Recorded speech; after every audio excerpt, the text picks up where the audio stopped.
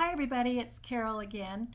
This genealogy tip is how to search for an ancestor on FamilySearch without signing in. You can always come and just do a search without even having an account or signing in. So let me show you that because it's really easy. So what you do is you go to FamilySearch.org and then all you do is click on this search button right here, and then I just click on records. Okay, so you can come right here and add a deceased ancestor's name over here on the right. We're going to go ahead and do this John Peacock that we've been working on today. And I'm going to put in John R. Peacock. I'm going to put in his birthplace is Alabama. And then he was born in 1878. So I'm going to actually go ahead and put 1874. I'm going to do 4 years before and after. So that would be 1882. And then I'm going to go ahead and just leave that. As you can see, there's other options. You can put their marriage, their residence, death, their spouse, parents, other people. So there's a lot of different ways that you can search, but I like to do a simple search when I first search for an ancestor. I like it to be pretty broad before I narrow it down. So we're going to go ahead and click the search button. Remember to look for that blue button. And then you will see that we will be here on this. This is what FamilySearch has found for you by just searching for this that I put on the left-hand side. And right now, we're looking at the records. See these two tabs, records and collections. So right now it says this first page is 1 to 20 of 603 results. So you look through these and we know that his wife is Lucy. So these first couple definitely match. We're not sure about this next one.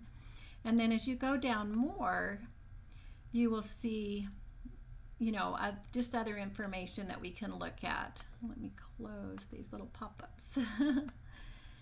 So just a lot of information there.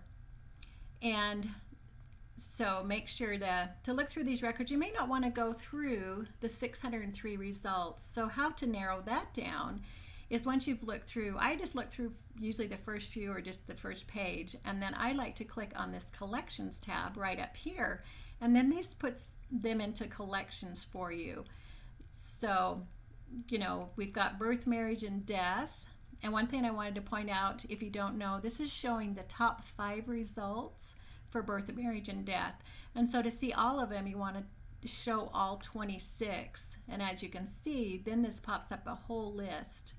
And a lot of these may not match, but they give you ideas. It's searching for that John R. Peacock, and it's giving you, if you didn't know where he died, maybe you'd find it in one of these, Texas deaths, Florida deaths, just other places that name comes up if you don't know. And so it's really, really helpful that it does try to get their death in the various different places. You might be able to find their death that way. So I'm going to close that showing showing all of the 26.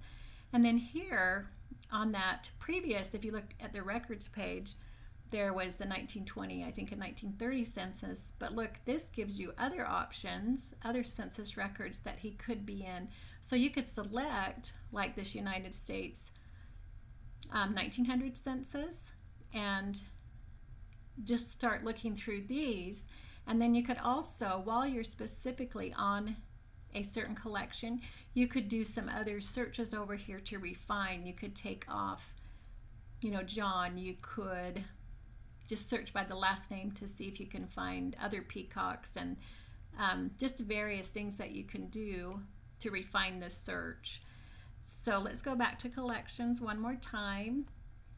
So I hope it's really easy. Just have to know that you need to show all those 13 because they might be possibly in a different state. It brings up Florida state, which I believe he was living in part of the time. Then there's migration and naturalization. He didn't migrate, so I don't even have to worry about that category. He is in the World War I draft registration, so I would want to make sure and just look through these quickly. So, but anyway, that's just how you would do it. If you don't have an account, you don't need an account, you can always come and search. It's just a little easier, I think, if they are on FamilySearch. You've got just easier to click and not have to type in their information on the left-hand side. So we will be back.